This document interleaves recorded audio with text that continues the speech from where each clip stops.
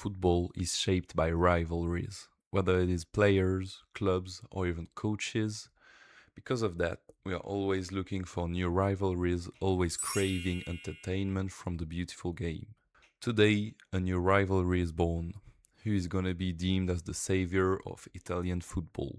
We've got two pretty different players on that case who are similar on a point. They are the stars of their teams. On the blue corner, we got the boy from Agatha, Nico Paz, the Argentinian playing for Como, has been shining for a season and a half now. We've seen him doing the heavy lifting for this Como side since they've been promoted to Serie A.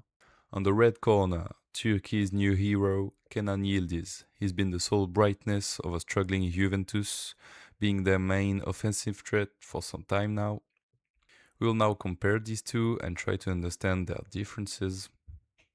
We will begin by looking at goals and assists, but before that, keep in mind that Kenan has been playing more games since Juventus are playing the Champions League. We can see with goal and assists per 90 that Yildiz is slightly more prolific than Paz. He also has more expected assists and shot creating actions per 90. We will see later on that they don't really share the same role, and it's an explanation to it. Now about dribbling, skills and efficiency.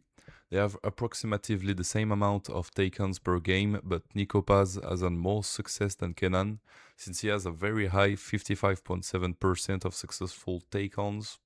If we look at defense, we can see that Nico Paz really pulls some defender statistics, with a lot of ball-winning action and a crazy 52.9% of aerial duels won. For reference, Haaland was at 54.5% last season, underlining how good this is for an attacking-minded player. We will now try to understand the role of each these player.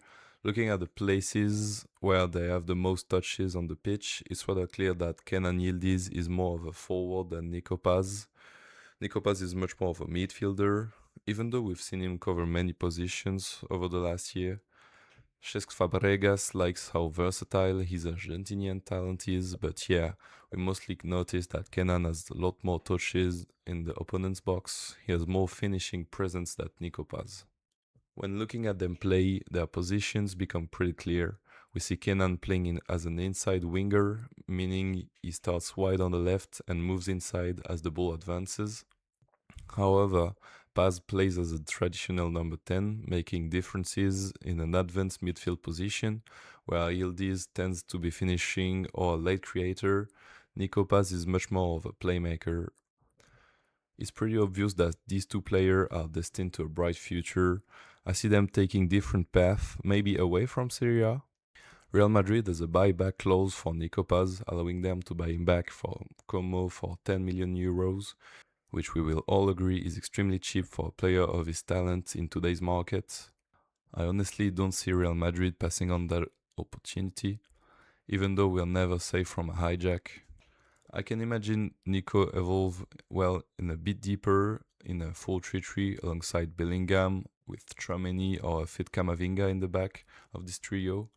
Bellingham and Nico Paz are already capable of winning the ball by themselves. It could be a pretty rough trio, especially since Paz is left-footed and Bellingham is right-footed, offering better options to move the ball. As for Kenan Yildiz, it's pretty clear that he feels good at Juventus for the moment, but if Juventus doesn't manage to fix some of their issues, he might grow tired at some point. We know that many big European clubs are interested in his profile to play as a left winger. It's also going to be very interesting to watch these guys play with their national teams in the upcoming months. It's pretty sure that we are going to see Nico Paz play in the World Cup. I'm pretty curious on how will he fit alongside the established Argentinians. And on the other hand, will Kenan Yildiz be good enough with Turkey to qualify for the World Cup? We will see. But anyway, I'd like you to tell me in the comments which one of these two players would you like the most to arrive in your favorite club.